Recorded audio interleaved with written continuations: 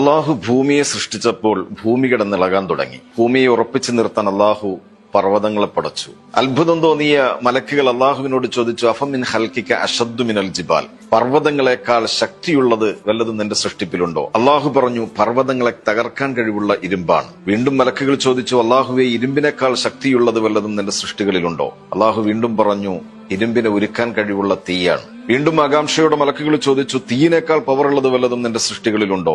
അള്ളാഹുവിന്റെ മറുപടി, ഉണ്ട്, തീയിനെ അണയ്ക്കാൻ കഴിയുന്ന ജലമാണ്. വീണ്ടും മലക്കുകൾ ചോദിച്ചു, ജലമാണോ നിന്റെ സൃഷ്ടികളിൽ ഏറ്റവും പവർഫുൾ? അള്ളാഹു പറഞ്ഞു, അല്ല, ജലത്തിന്റെ ഗതി മാറ്റാൻ കഴിയുന്ന കാറ്റാണ്. അത്ഭുതത്തോടെ മലക്കുകൾ വീണ്ടും അള്ളാഹുവിനോട് ചോദിച്ചു, അള്ളാഹുവെ, ഭൂമിയെ ഉറപ്പിച്ചു നിർത്തുന്ന പർവ്വതങ്ങളെക്കാളും പർവ്വതത്തെ തകർക്കാൻ കഴിവുള്ള ഇരുമ്പിനേക്കാളും ഇരുമ്പിനെ ഉരുക്കാൻ കഴിയുന്ന തീയിനേക്കാളും തീയിനെ അണയ്ക്കാൻ കഴിയുന്ന ജലത്തെക്കാളും ജലത്തിന്റെ ഗതി മാറ്റാൻ കഴിയുന്ന കാറ്റിനേക്കാളും പവർഫുള്ളായത് എന്താണ്? അള്ളാഹുവിന്റെ മറുപടി, ഇബ്നു ആദം, മനുഷ്യനാണ്. ഇടത് കൈ അറിയാത്ത രീതിയിൽ വലത് കൈ കൊണ്ട് ദാനം ചെയ്യുന്ന മനുഷ്യനാണ് എന്റെ സൃഷ്ടികളിൽ ഏറ്റവും ശക്തനെന്ന് അള്ളാഹു മലക്കുകളോട് പറഞ്ഞെങ്കിൽ, ദാനം ശക്തി ക്ഷയിപ്പിക്കുകയല്ല, മറിച്ച് ശക്തി വർദ്ധിപ്പിക്കുകയാണ് ചെയ്യുന്നതെന്ന് പരിശുദ്ധ ഇസ്ലാം.